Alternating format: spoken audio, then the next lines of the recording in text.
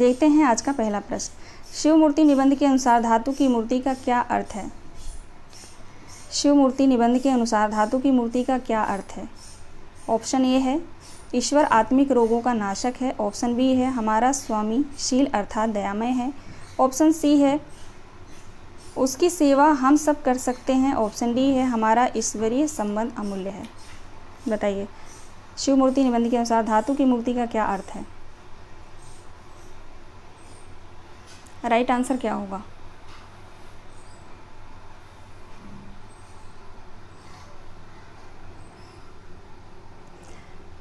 Right answer हो जाएगा option B हमारा स्वामी शील अर्थात दयामय है। ठीक है, ऑप्शन बी राइट आंसर होगा। चलिए आगे बढ़ते हैं।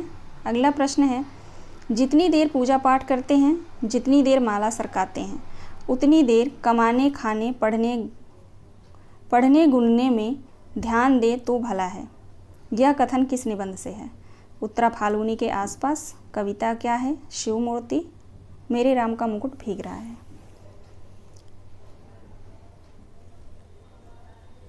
राइट आंसर क्या होगा? बताइए क्वेश्चन नंबर 2 का राइट आंसर। ये जो कथन है वो शिव मूर्ति निबंध से है। ठीक है, शिव मूर्ति निबंध से है। ऑप्शन सी सही जवाब है। आगे देखते हैं अगला प्रश्न। शिव मूर्ति निबंध के अनुसार लाल रंग की मूर्ति का क्या अर्थ है? ऑप्शन ए है रजोगुण का वर्ण है, परमात्मा शुद्ध है, स्वच्छ है, सबसे पक्का यही रंग है, इस पर दूसरा रंग नहीं चढ़ता। ऑप्शन डी है कल्याणमय है। शिव मूर्ति निबंध के अनुसार लाल रंग की मूर्ति का क्या अर्थ है? मूर्तियों के जो है रंग बताए गए हैं। कितने रंग बताए गए हैं? 3। शिव मूर्ति निबंध में मूर्तियों के रंग बताए गए हैं। कितने बताए गए हैं? 3 रंग बताए गए हैं। ठीक है, पहला है श्वेत रंग, दूसरा है लाल और तीसरा है काला। और इन तीनों रंगों का जो है अपनी अपनी विशेषता भी बताई गई है। ठीक है ना, वहीं से प्रश्नों को मैंने लिया है।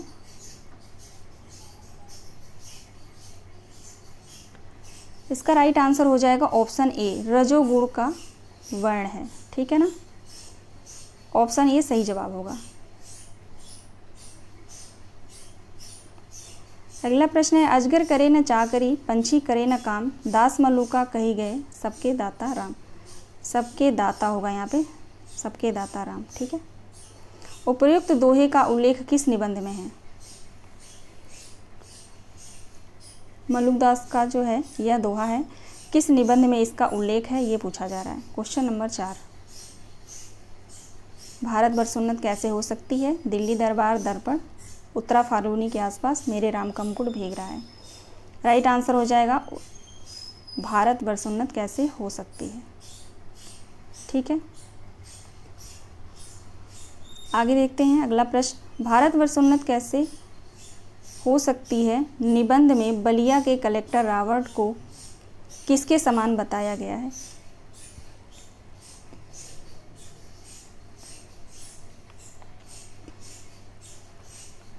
यहाँ पे पूरा निबंध रहेगा भारतवर्ष उन्नत कैसे हो सकती है, कैसे हो सकती है। ठीक है,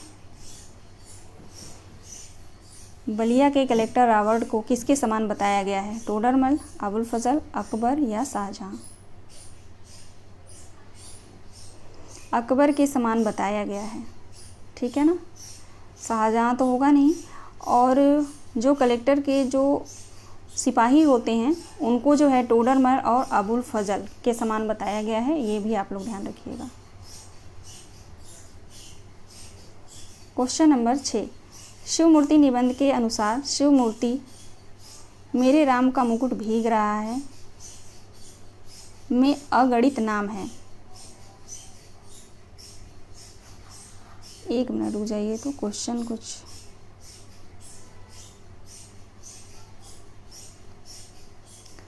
है ना, टाइपिंग मिस्टेक है यहाँ पे, इसको यहाँ से काट दीजिए। ठीक है, प्रश्न है शिव मूर्ति निबंध के अनुसार शिव मूर्ति के जो है अगणित नाम हैं। वो नाम कौन कौन से हैं ये बताना है। प्रेमेश्वर, बुद्धेश्वर, भारतेश्वर, सोमेश्वर या मंगलेश्वर। राइट आंसर क्या होगा?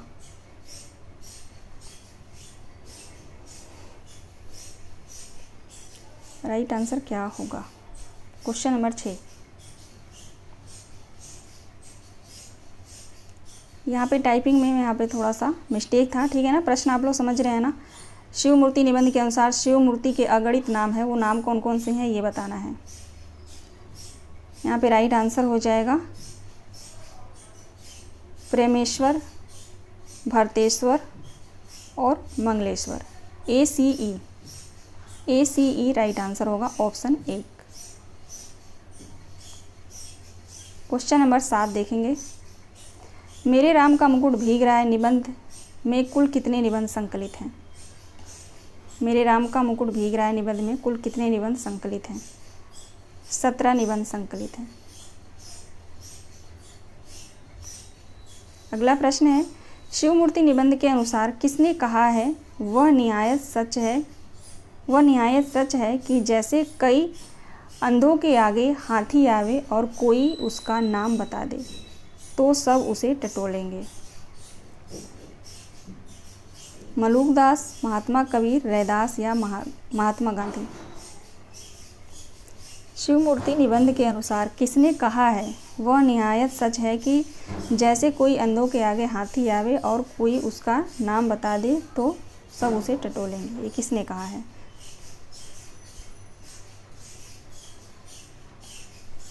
महात्मा कबीर ने कहा है। किस निबंध के अनुसार? तो शिव मूर्ति निबंध के अनुसार। अगला प्रश्न है, अब अपना और पराया क्या, आबाद रहे जीने वाले, हम स्वयं बंधे थे और स्वयं ही सारा बंधन तोड़ चले। उपर्युक्त गीत किस निबंध से है? यह गीत किस निबंध से है?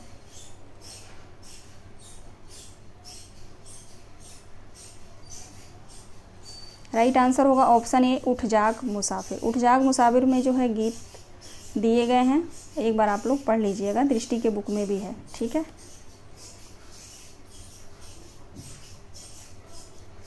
आगे चलते हैं। अगला प्रश्न है, निम्नलिखित में से कौन सा कथन उठ जाग मुसाफिर निबंध से नहीं है? निम्नलिखित में से कौन सा कथन उठ जाग मुसाफिर निबंध से नहीं है?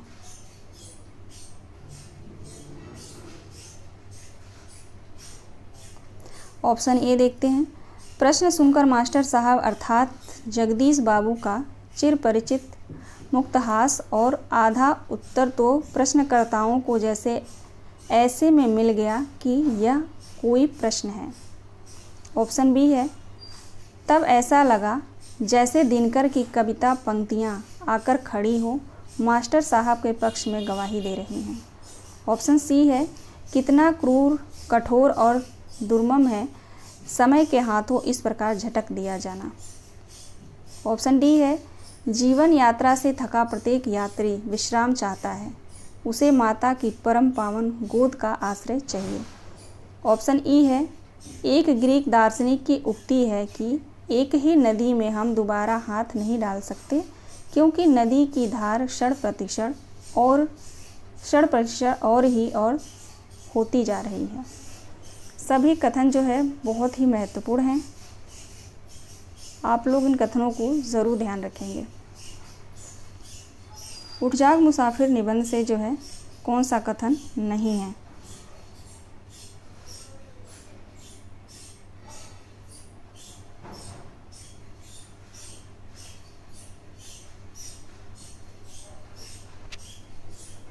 राइट आंसर हो जाएगा ऑप्शन ई। जो कथन है ना, ये उत्तरा फाल्गुनी के आसपास निबंध से है, ठीक है ना। इस कथन को भी आप लोग याद रखिएगा, महत्वपूर्ण है। बाकी ए बी सी डी चारों कथन जो है उठ जाग मुसाफिर निबंध से हैं।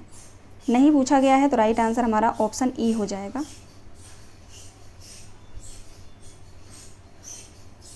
अगला प्रश्न है, सूची 1 को सूची 2 से मिलान कीजिए। सूची 1 को सूची 2 से मिलान कीजिए। एक तरफ निबंध दिए गए हैं और एक तरफ प्रकाशन वर्ष दिए गए हैं। राइट आंसर क्या होगा? उत्तरा फाल्गुनी के आसपास 1947, उठ जाग मुसाफिर 2012, संस्कृति और सौंदर्य 1982, मजदूरी और प्रेम 1912।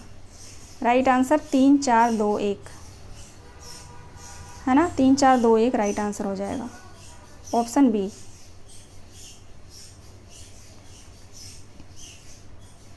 आगे चलते हैं, अगला प्रश्न। मजदूरी और प्रेम निबंध में आए शीर्षक को पहले से बाद के क्रम में लगाइए। मजदूरी और प्रेम निबंध में आए शीर्षकों को पहले से बाद के क्रम में लगाइए।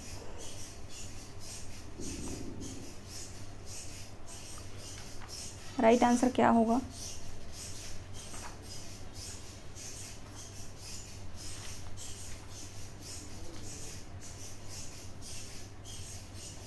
मजदूरी और प्रेम निबंध में जो है टोटल 8 शीर्षक हैं, ठीक है ना, टोटल 8 शीर्षक हैं।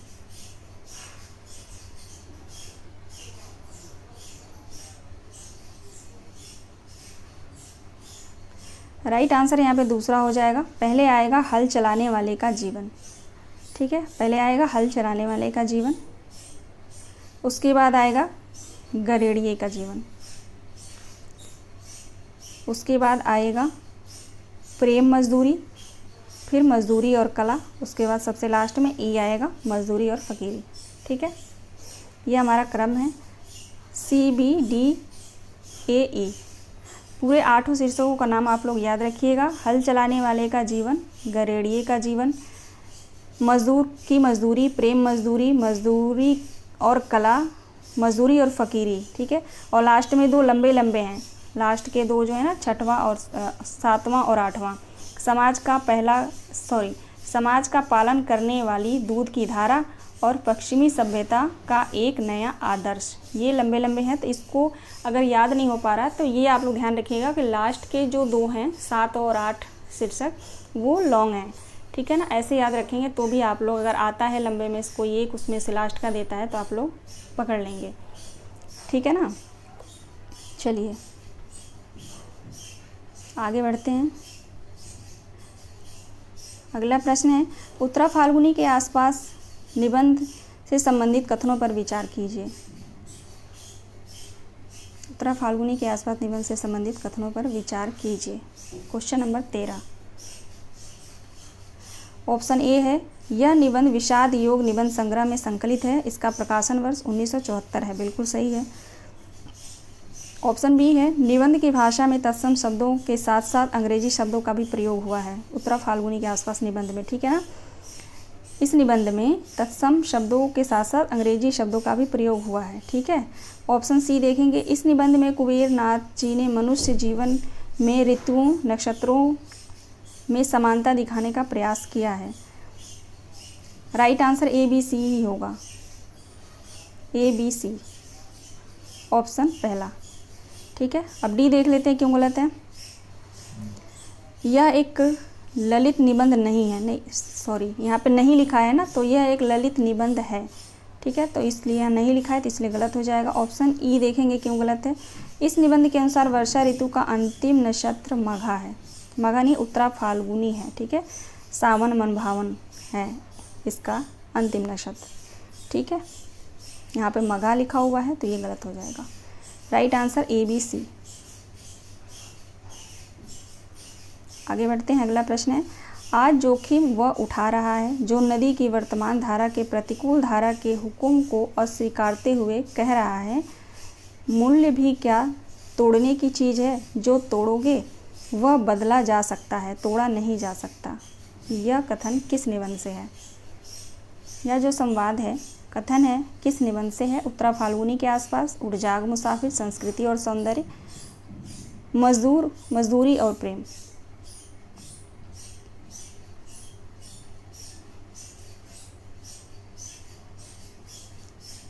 राइट आंसर हो जाएगा उत्तरा फाल्गुनी के आसपास, ऑप्शन ए।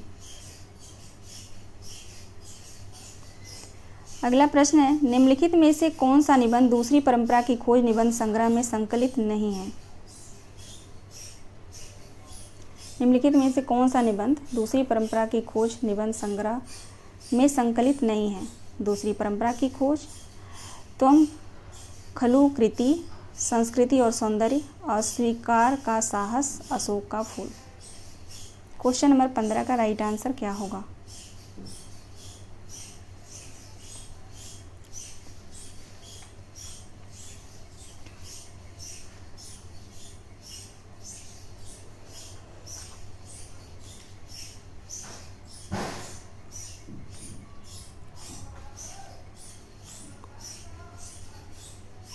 एक मिनट रुकिए आप लोग। तो ये कथन जो है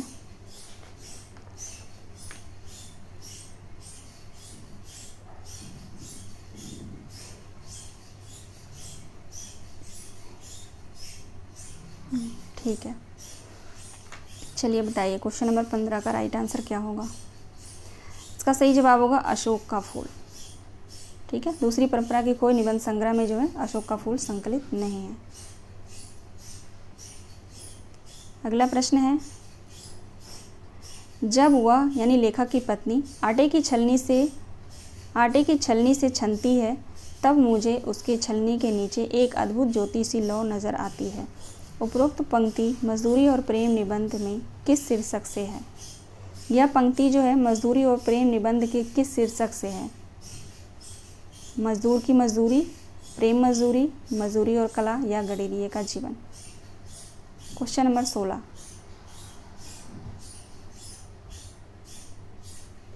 राइट आंसर क्या होगा?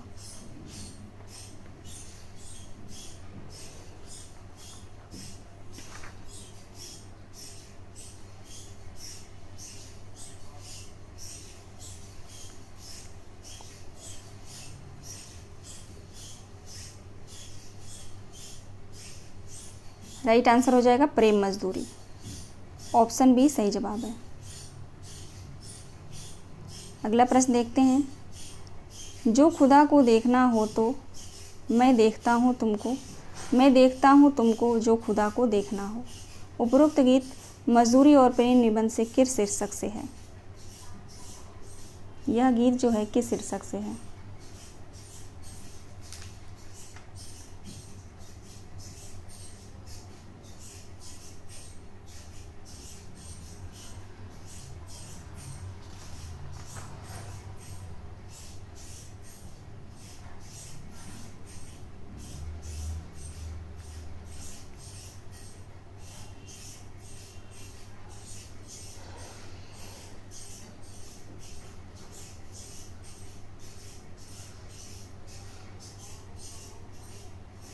सत्रह का राइट आंसर हो जाएगा ऑप्शन डी गरेड़िये का जीवन। ठीक है, गरेड़िये का जीवन। आगे बढ़ते हैं, अगला प्रश्न देखेंगे, जब मैं कभी अनार के फल या फूल देखता हूँ तब मुझे बाग के माली का रुधिर याद आता है। उपरोक्त पंक्ति मजदूरी और प्रेम निबंध के किस शीर्षक से है? जब मैं कभी अनार के फल या फूल देखता हूँ तब मुझे बाग के माली का रुधिर याद आता है। मजदूरी और प्रेम निबंध के किस शीर्षक से है?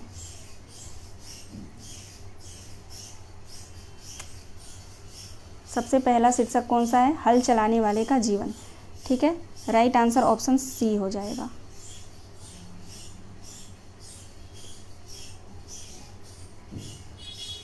आगे बढ़ते हैं, अगला प्रश्न है, निम्न में से कौन सी पंक्ति मजदूरी और प्रेम निबंध में आए शीर्षक हल चलाने वाले के जीवन से नहीं है? ठीक है, हल चलाने वाले का जीवन जो शीर्षक है मजदूरी और प्रेम निबंध में, उसमें जो है बहुत महत्वपूर्ण पंक्तियाँ दी गई हैं। ठीक है, वहाँ से प्रश्न कई बार पूछा भी गया है, तो जो महत्वपूर्ण पंक्तियाँ हैं मैंने उनको लिया है। देखेंगे, ऑप्शन ए, ये प्रकृति के जवान साधु हैं। ऑप्शन बी, खेती उसके ईश्वरीय प्रेम का केंद्र है। ऑप्शन सी है, भोले भाव मिले रघुराई। ऑप्शन डी है, खेत उनकी हवनशाला है। ऑप्शन ई है, उपरोक्त सभी। भोले भाव मिले रघुराई, ये किसने कहा था? तो गुरु नानक ने कहा था। ठीक है, वहाँ पे लिखा है कि गुरु नानक ने ठीक कहा था कि भोले भाव मिले रघुराई, भोले भाले किसानों को ईश्वर अपने खुले दीदार का दर्शन देता है। ठीक है ना, इसका उल्लेख जो है किस शीर्षक में है? हल चलाने वाले के जीवन शीर्षक में। तो यहाँ पे राइट आंसर उपरोक्त सभी हो जाएगा, और सभी पंक्तियाँ मोस्ट इम्पोर्टेंट है। आगे देखेंगे, अगला प्रश्न, उठ जाग मुसाफिर निबंध के संदर्भ में सत्य कथन बताइए। उठ जाग मुसाफिर निबंध के संदर्भ में सत्य कथन बताइए। ऑप्शन ए है, इस निबंध में लेखक सामाजिक और सांस्कृतिक मूल्यों के विघटन से चिंतित है। बिल्कुल सही है। ऑप्शन बी है, निबंध में 95 वर्ष के बीमार अध्यापक जगदीश बाबू, ये हिंदी में लिखा है 95 वर्ष, ठीक है, 95 वर्ष के बीमार अध्यापक जगदीश बाबू का जीवन और उनकी यादों का उल्लेख निबंधकार करता है। ऑप्शन सी है, कबीर, निराला और तथा रविंद्रनाथ टैगोर और उनकी कविताओं का उल्लेख भी है इस निबंध में। ऑप्शन डी है, इस निबंध का प्रकाशन वर्ष 2011 है। ऑप्शन सी है, इस निबंध संग्रह में कुल 12 निबंध संकलित हैं। बताइए राइट आंसर क्या होगा। सत्य कथन बताना है। उठ जाग मुसाफिर।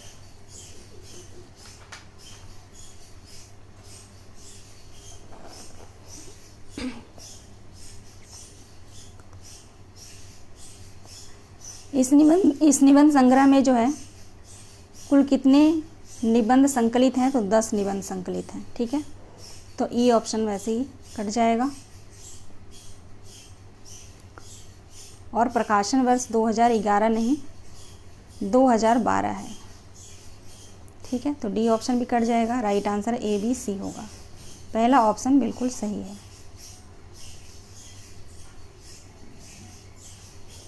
आगे देखेंगे क्वेश्चन नंबर 21। माता बिन आदर कौन करे, बरखा बिन सागर कौन भरे, राम बिन दुख कौन हरे। उपरोक्त गीत किस निबंध से है। उपरोक्त गीत किस निबंध से है। ऑप्शन ए, उठ जाग मुसाफिर निबंध से है, ठीक है।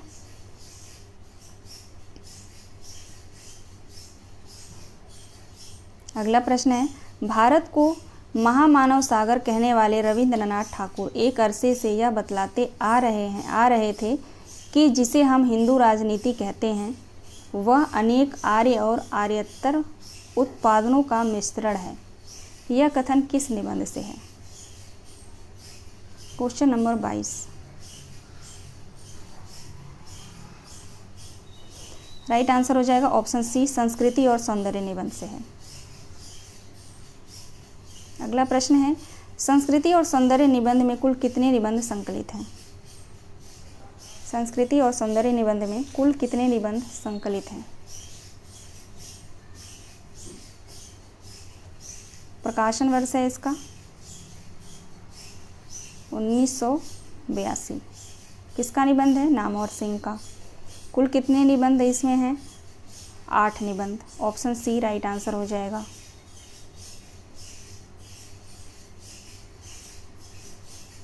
अगला प्रश्न है, निम्न में से कौन सा निबंध विष्णुकांत शास्त्री का नहीं है। इनमें से कौन सा निबंध विष्णुकांत शास्त्री का नहीं है। चिंतन मुद्रा, अनुचिंतन, आधुनिक हिंदी साहित्य के विशिष्ट पक्ष, वाद विवाद संवाद, कुछ चंदन कुछ कपूर की।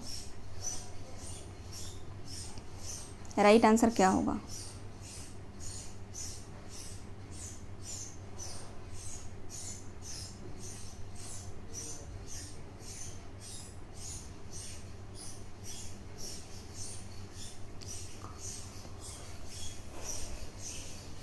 राइट आंसर हो जाएगा ऑप्शन डी, वाद विवाद संवाद। ये किसका निबंध है, तो नामवर सिंह का। नामवर सिंह का, ठीक है। और वाद विवाद संवाद निबंध का प्रकाशन वर्ष अगर पूछा जाए तो 1989, ठीक है। नामवर सिंह का जन्म कब हुआ था, 1926, ठीक है। चलिए, इनमें से कौन सा निबंध कुबेरनाथ राय का नहीं है।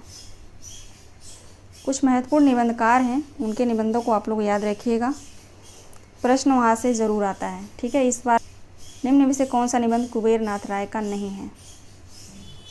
राइट आंसर हो जाएगा दूसरी सतह। ये जो निबंध है वो है शरद जोशी का।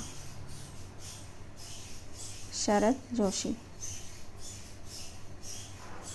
ठीक है। और प्रकाशन वर्ष इसका 1975। पहला प्रश्न है, शिव शंभू के चिट्ठी निबंध के संदर्भ में असत्य कथन बताइए। शिव शंभू के चिट्ठे निबंध के संदर्भ में असत्य कथन बताइए। ऑप्शन ए है सभी चिट्ठे और खत सन 1903 से लेकर 1907 के दौरान भारत मित्र पत्रिका में प्रकाशित हुए थे, जिसका संपादन स्वयं बाल मुकुंद गुप्त जी कर रहे थे। ऑप्शन बी है इनमें से 8 चिट्ठे लॉर्ड कर्जन के नाम लिखे गए हैं और 3 लॉर्ड मिंटो तथा भारत सचिव मिस्टर मार्ली के नाम।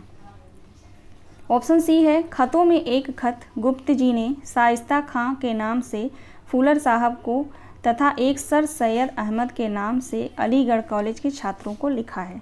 ऑप्शन डी देखेंगे यह निबंध अंग्रेज़ों की क्रूर नीतियों के शोषण इत्यादि का कच्चा चिट्ठा है। बताइए राइट आंसर क्या होगा इसमें। असत्य कथन बताना है यहाँ पे। असत्य कथन यहाँ पे हो जाएगा ऑप्शन बी। ठीक है, यहाँ तक तो सही है। इनमें से 8 चिट्ठे लॉर्ड कर्जन के नाम लिखे गए थे, ये बिल्कुल सही है, और 3 लॉर्ड मिंटो के नाम, तो 3 नहीं होगा यहाँ पे, 2 लॉर्ड मिंटो के नाम पे जो है खत लिखे गए थे। ठीक है, आप लोग ध्यान रखेंगे। तो ज़रा सी गलती है यहाँ पे, है ना, तो इस वजह से हमारा राइट आंसर ऑप्शन बी हो जाएगा। चलिए चलते हैं अगले प्रश्न पे। अगला प्रश्न है हमारा, हजारी प्रसाद द्विवेदी जी ने नाखून क्यों बढ़ते हैं निबंध में भारतीय संस्कृति की किस विशेषता को बड़ी भारी विशेषता कहा है। ऑप्शन ए समन्वय की, लोक मंगल की, स्व के बंधन की या भक्ति भावना की। राइट आंसर क्या होगा क्वेश्चन नंबर 2 का। ऑप्शन सी स्व के बंधन की। आगे देखते हैं अगला प्रश्न है, नाखून क्यों बढ़ते हैं निबंध में नए पुराने के विषय में द्विवेदी जी ने कौन सा विचार व्यक्त नहीं किया। नए का त्याग प्रगति का सूचक है। ऑप्शन बी है पुराने का मोह सब समय वांछनीय नहीं होता है। ऑप्शन सी है हमें नई अनुसंधित्सता के नशे में चूर होकर अपना सब रस नहीं खोना चाहिए। ऑप्शन डी है हमें नए और पुराने की परीक्षा करके हितकर बात सोच लेनी चाहिए। राइट आंसर क्या होगा, नहीं पूछा गया है, ठीक है ना। राइट आंसर ऑप्शन ए होगा, नए का त्याग प्रगति का सूचक। ठीक है, ये हमारा सही जवाब है, ऑप्शन ए। क्वेश्चन नंबर 4 देखेंगे, मनुष्य और पशु आहार निद्रा आदि के समान है, परंतु फिर भी मनुष्य पशु से भिन्न क्यों है। क्वेश्चन नंबर 4 का राइट आंसर क्या होगा। नाखून क्यों बढ़ते हैं निबंध से ही ये लिया गया है। ठीक है, प्रश्न संयम के गुण के कारण, दूसरे के सुख दुख के प्रति संवेदना के कारण। ऑप्शन सी है श्रद्धा तप त्याग आदि स्वयं के उद्भावित बंधनों के कारण या उपरोक्त सभी।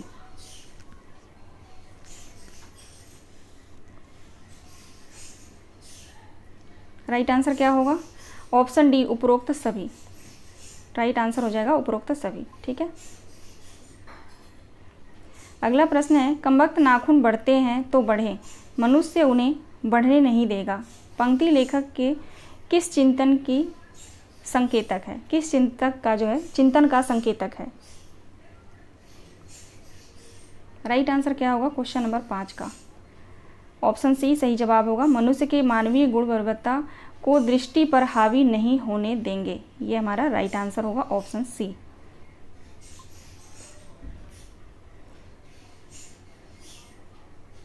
अगला प्रश्न है, कविता क्या है निबंध में निम्न खंडों को पहले से बाद के क्रम में लगाइए।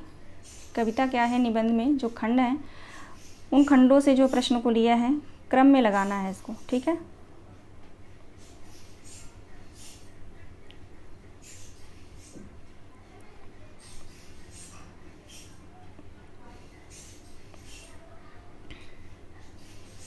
राइट आंसर क्या होगा क्वेश्चन नंबर 6 का,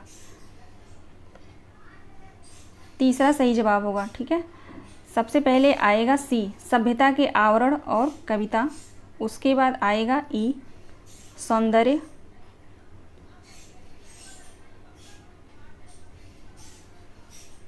हाँ ठीक है ना, सबसे पहले सी आएगा, उसके बाद ई आएगा, फिर डी आएगा चमत्कारवाद, उसके बाद आएगा बी कविता पर अत्याचार, लास्ट में आएगा कविता की आवश्यकता।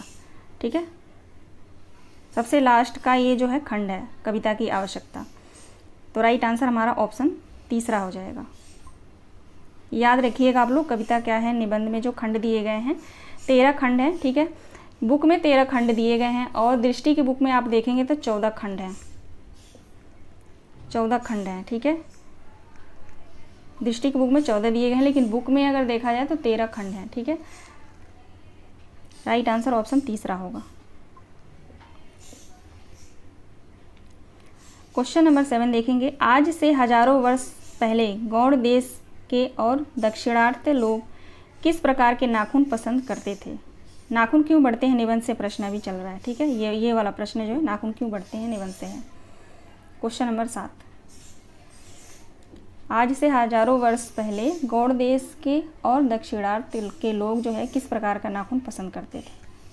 ऑप्शन सी सही जवाब है। गौड़ देश के लोग बड़े बड़े नाखून पसंद करते थे और दक्षिण के जो लोग थे वो छोटे नाखून को पसंद करते थे, ठीक है। ये आप लोग ध्यान रखिएगा। यहाँ से प्रश्न आ भी चुका है। अगला प्रश्न है, नाखून क्यों बढ़ते हैं निबंध के अनुसार? चंद्राकार, त्रिकोण, दर्तुले, वर्तुलाकार आकृतियों का संबंध मानव से किस अंग से है? नाखून से है। आसान प्रश्न है ये, नाखून। आसान उसके लिए है जो नाखून क्यों बढ़ते हैं निबंध को पढ़ा हो, ठीक है। देखेंगे क्वेश्चन नंबर 9। नाखून क्यों बढ़ते हैं निबंध के अनुसार? नखधर मनुष्य आज किस पर भरोसा कर रहा है? एटम बम पर, धातु के बने हथियार पर, लोहे के बने हथियार पर या उपरोक्त में से कोई नहीं?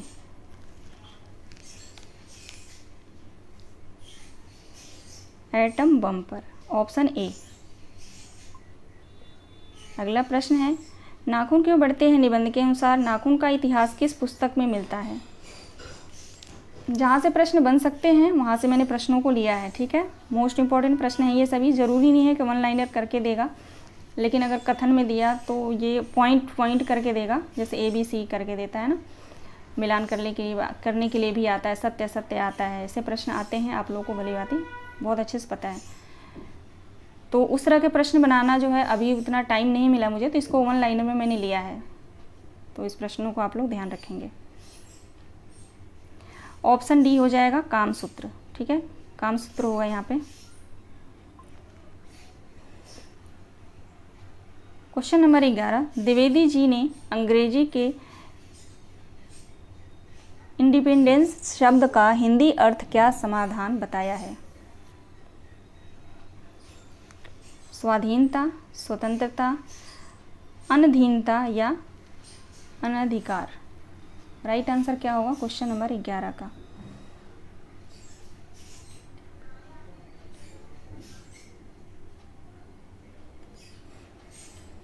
क्वेश्चन नंबर 11 का राइट आंसर हो जाएगा अनधीनता, ऑप्शन सी। क्वेश्चन नंबर 12 देखेंगे।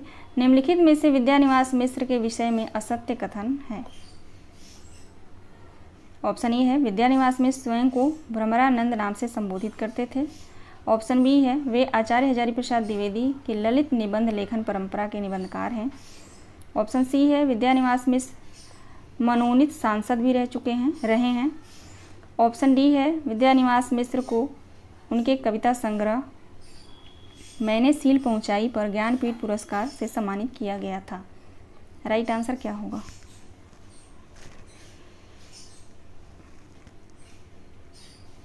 क्वेश्चन नंबर 12 का राइट आंसर ऑप्शन डी हो जाएगा, ठीक है। ऑप्शन डी सही जवाब है। ऑप्शन डी सही जवाब है। आप लोग बताइएगा कि विद्यानिवास मिश्र को उनके किस कविता संग्रह पर जो है ज्ञानपीठ पुरस्कार से सम्मानित किया गया था, ठीक है, क्योंकि यहाँ पे असत्य पूछा गया है। ऑप्शन डी राइट आंसर है। क्वेश्चन नंबर 13 देखेंगे। विद्यानिवास मिश्र के निबंध लेखन के विषय में कौन सा कथन असत्य है? Question number 13। ऑप्शन ए है, विद्यानिवास मिश्र के निबंध में प्रासा नवीन का सामंजस्य है। ऑप्शन बी है, विद्यानिवास मिश्र ने मूलतः भावात्मक, परिचयात्मक, समीक्षात्मक, वर्णनात्मक, संस्मरणात्मक एवं ललित निबंध लिखे। ऑप्शन सी है, विद्यानिवास मिश्र के निबंध में हास्य व्यंग्य शैली की प्रधानता है। ऑप्शन डी है, विद्यानिवास मिश्र के निबंधों में कहीं कहीं आंचलिकता का पुट मिलता है। तो ऑप्शन पढ़ के ये आप लोग जान गए होंगे इसमें असत्य कौन सा है। ऑप्शन सी असत्य है, ऑप्शन सी, ठीक है। आगे देखते हैं क्वेश्चन नंबर 14। विद्या निवास मिश्र के निबंध संग्रह रहीमन पानी राखिए में किस प्रकार के निबंध संकलित हैं? जीवन मूल्यों से संबंधित, प्रकृति परक, पौराणिक या जल पर आधारित निबंध। राइट आंसर ऑप्शन डी होगा।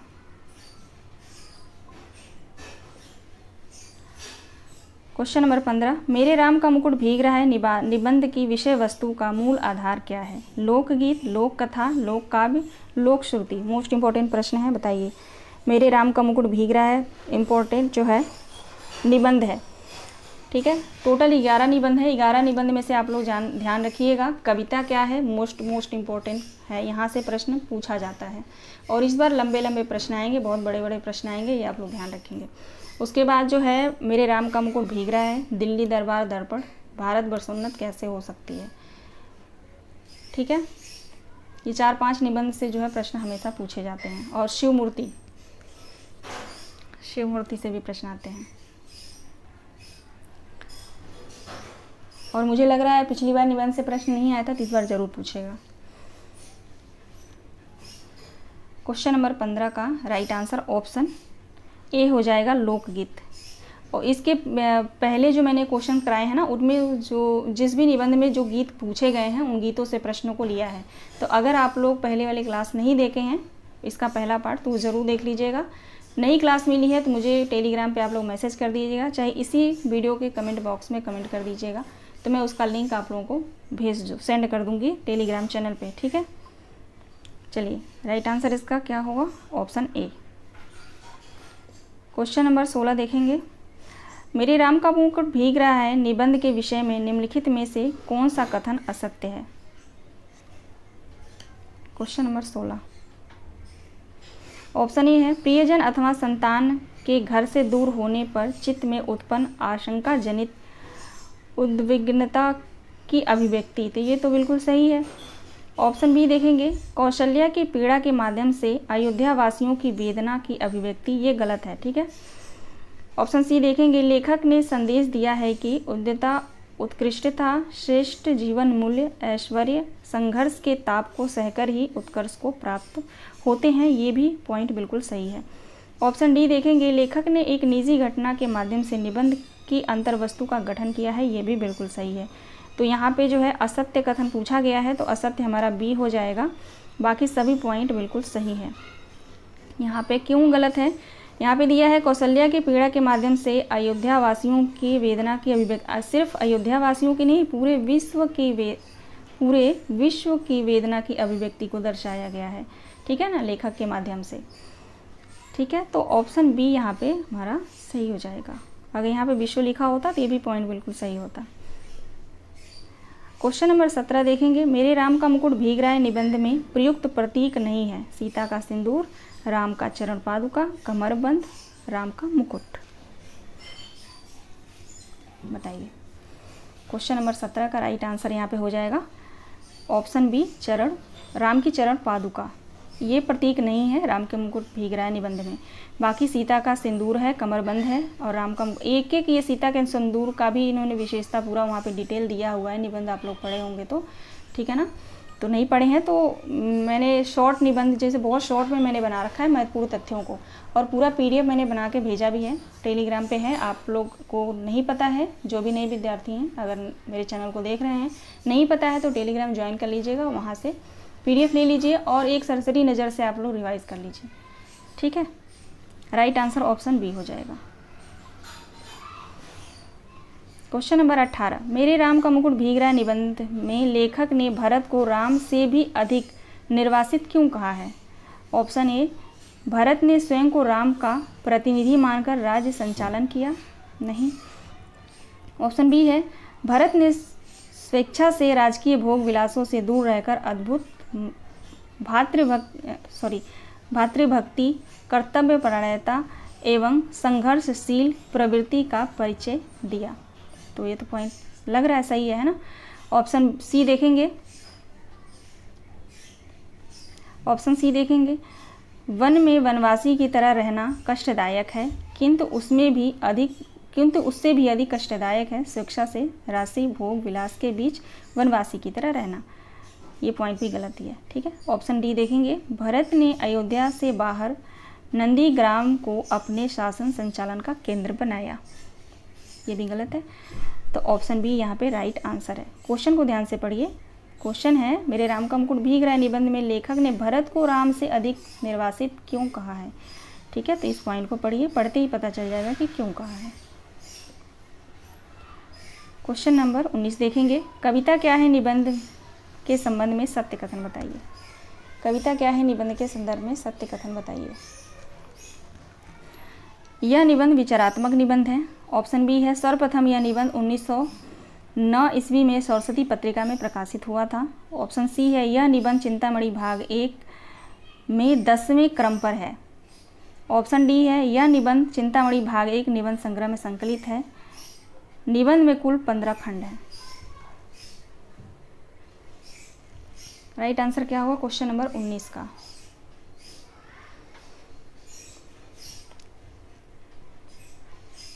दूसरा ऑप्शन यहाँ पे सही होगा, ए बी डी। ठीक है, ए बी और डी राइट आंसर होगा। अब देख लेते हैं सी क्यों गलत है। यह निबंध चिंतामणि भाग 1 निबंध संग्रह में 11वें पे है, 10वें लिखा है ना, तो 11वें क्रम पर है। ठीक है, और ई ऑप्शन इसलिए गलत है क्योंकि इस निबंध में यानी कविता क्या है निबंध में कुल जो है 13 खंड हैं। ठीक है, तो ऑप्शन दूसरा यहाँ पे राइट आंसर हो जाएगा। क्वेश्चन नंबर 20 देखेंगे, जिस प्रकार आत्मा की मुक्तावस्था ज्ञान दशा कहलाती है, उसी प्रकार हृदय की यह मुक्तावस्था रस दशा कहलाती है। हृदय की इसी मुक्ति की साधना के लिए मनुष्य की वाणी जो शब्द विधान करती आई है उसे कविता कहते हैं। उपरोक्त पंक्ति किस निबंध से है, तो बहुत आसान है ये प्रश्न और कई बार पूछा गया है। आसान तो है, आसान इसलिए हो गया ये क्योंकि बहुत बार पूछा गया है ये और पूछा भी जाता है। जो भी नए विद्यार्थी हैं जो नए नए तैयारी करते हैं उनको नहीं पता होता, इसलिए वो एग्जामिनर इस प्रश्न को बनाता ही बनाता है। ठीक है, ऑप्शन ए राइट आंसर होगा।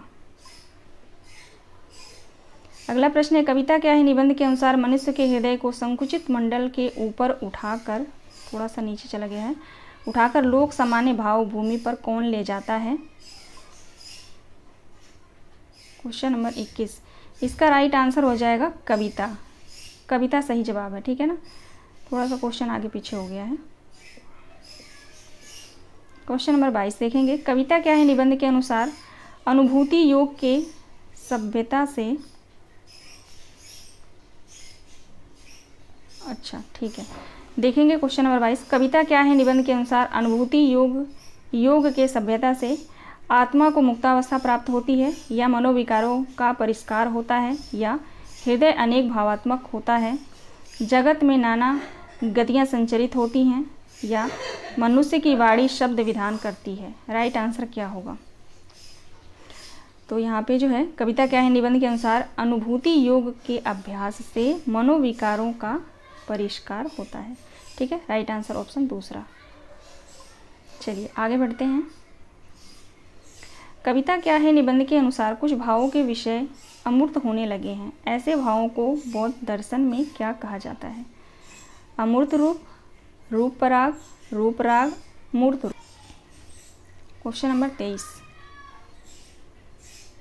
रूप पराग। राइट आंसर ऑप्शन दूसरा होगा।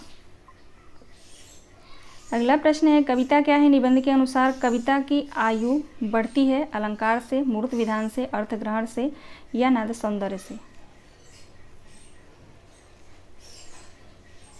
नाद सौंदर्य से। ठीक है,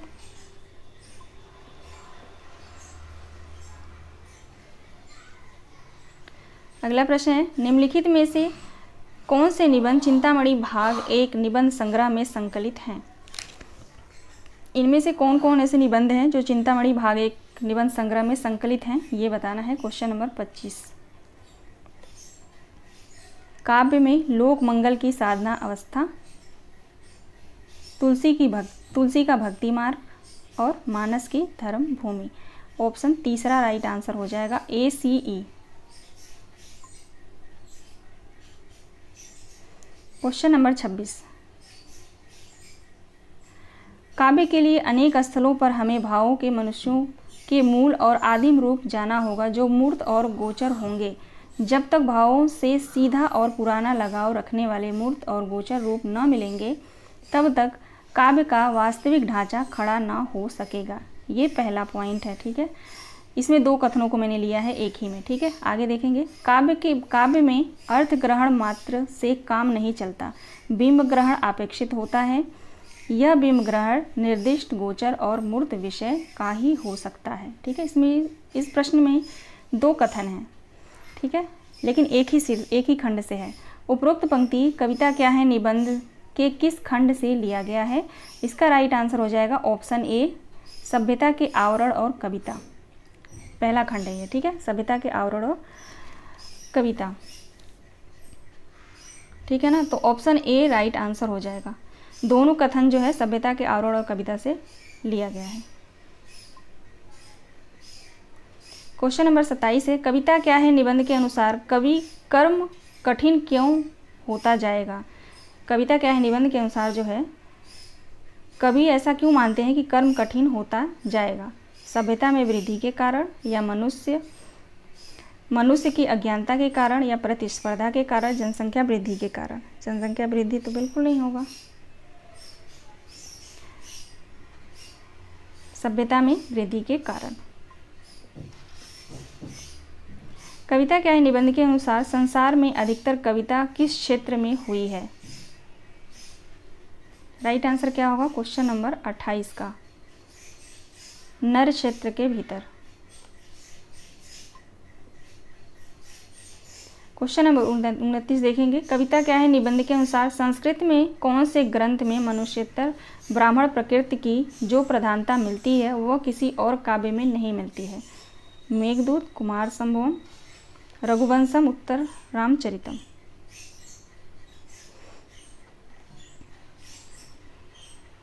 मेघदूत, ठीक है, मेघदूत राइट आंसर होगा। क्वेश्चन नंबर 30 देखेंगे, शिव शंभू के चिट्ठे निबंध के अनुसार शिव शंभू ने लॉर्ड कर्जन को कितने चिट्ठे लिखे थे? बिल्कुल आसान प्रश्न है। क्वेश्चन नंबर 30 का राइट आंसर ऑप्शन बी होगा, 8 चिट्ठे।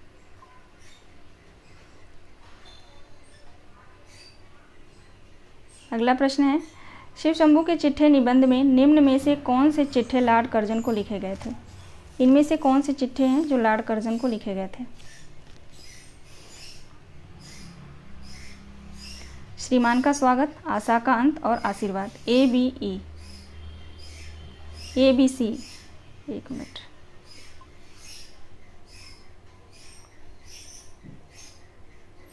ए बी सी राइट आंसर होगा, चौथा ऑप्शन, ठीक है।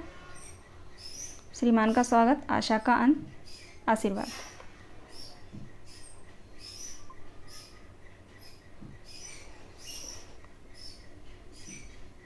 अगला प्रश्न है, शिव शंभू के चिट्ठे निबंध में निम्न में से कौन से चिट्ठे लॉर्ड मिंटो के नाम नहीं लिखे गए?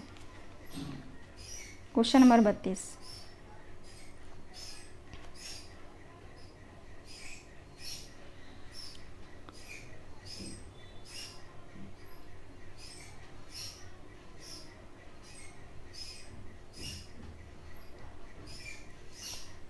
राइट आंसर ऑप्शन 4 होगा, ए बी सी।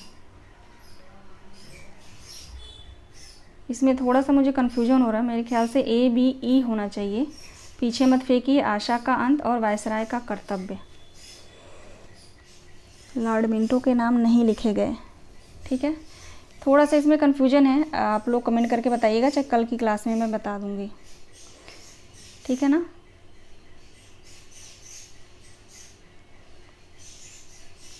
या तो कमेंट बॉक्स में जो है मैं पिन कर दूंगी, ठीक है, सही आंसर इसका देख के, ठीक है। ए बी, अभी इसका आंसर ए बी सी मेरे ख्याल से 90% मैं श्योर हूँ, A B C right answer इसका है।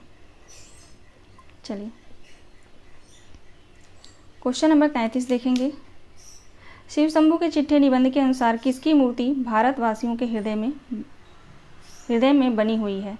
Lord Minto, Lord Cornwallis, Lord Ripon, Lord Curzon. Lord Curzon का तो बिल्कुल नहीं है।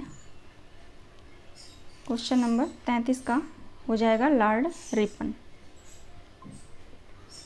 अगला प्रश्न है, जो अटल है वह टल नहीं सकती, जो होनहार है वह होकर रहती है।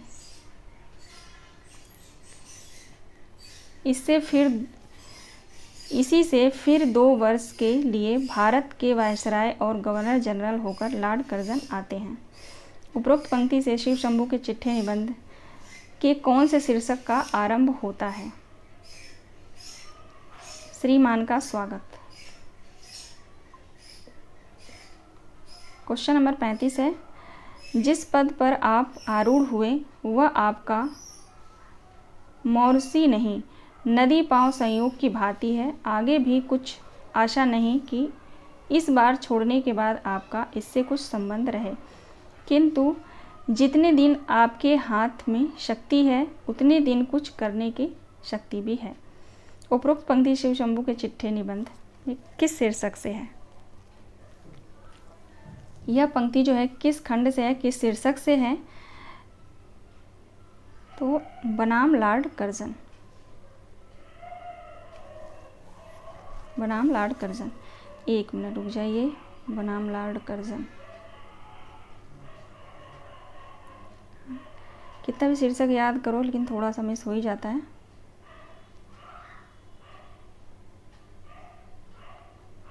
ठीक है, इसका राइट आंसर 4 ही होगा। ठीक है,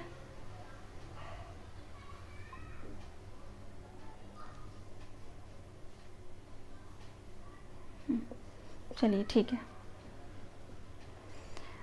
अगला प्रश्न देखेंगे। शिव शंभू के चिट्ठे निबंध के अनुसार शिव शंभू ने सर सैयद अहमद का खत किस कॉलेज के छात्रों के लिए लिखा? ये तो पहले ही प्रश्न में मैंने पॉइंट में कथन में पूछ लिया था, ये अगर आप लोगों को याद होगा तो। अलीगढ़ कॉलेज के छात्रों को, ऑप्शन बी। अगला प्रश्न है, सूची 1 को सूची 2 से सुमेलित कीजिए, और ये प्रश्न आ भी चुका है। ठीक है, ये PYQ से मैंने लिया है, लेकिन ऑप्शन इधर उधर होंगे। बनाम लॉर्ड कर्जन भारत मित्र 11 अप्रैल 1903 ईस्वी को। ठीक है, और श्रीमान का स्वागत भारत मित्र 26 नवंबर 1903। वायसराय का कर्तव्य 17 सितंबर 1904। पीछे मत फेंकिए भारत मित्र 17 दिसंबर 1904।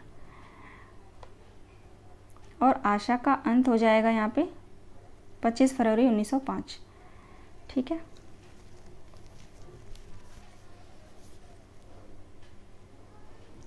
तीसरा ऑप्शन यहाँ पे राइट आंसर हो जाएगा,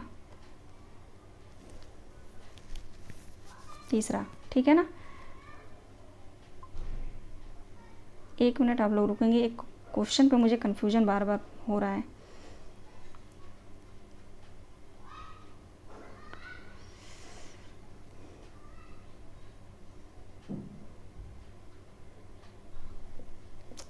चलिए ठीक है, मैंने ठीक बताया, पता नहीं क्यों मुझे कन्फ्यूजन हो रहा है उस क्वेश्चन पे। देखेंगे, आज का लास्ट प्रश्न है ये। कीर्ति के द्वार सबके लिए खुले हैं, परंतु भलाई करने का अवसर सब किसी को उसकी खोज रखता हो मिल सकता है। कथन को एक बार फिर से पढ़ते हैं। कीर्ति के द्वार सबके लिए खुले हैं, परंतु भलाई करने का अवसर सब किसी को जो उसकी खोज रखता हो मिल सकता है। यह संवाद किस निबंध से है? दिल्ली दरबार दर्पण, कविता क्या है, मजदूरी और प्रेम, या शिव शंभू के चिट्ठे? यह संवाद जो है दिल्ली दरबार दर्पण निबंध से लिया गया है। ठीक है, राइट आंसर ऑप्शन ए हो जाएगा। आज का ये लास्ट प्रश्न था। टोटल जो है 38 प्रश्न थे। आशा करती हूँ सभी प्रश्नों को आप लोगों ने सॉल्व किया है बहुत अच्छे से, और आप मुझे कमेंट करके ज़रूर बताइएगा कि प्रश्न कैसे रहे, और जो भी कमी है, जो भी आपको लगता है, आप लोग कमेंट के माध्यम से मुझे बता सकते हैं। ठीक है, मिलते हैं कल के क्लास में। आप सभी दोस्तों का बहुत बहुत धन्यवाद।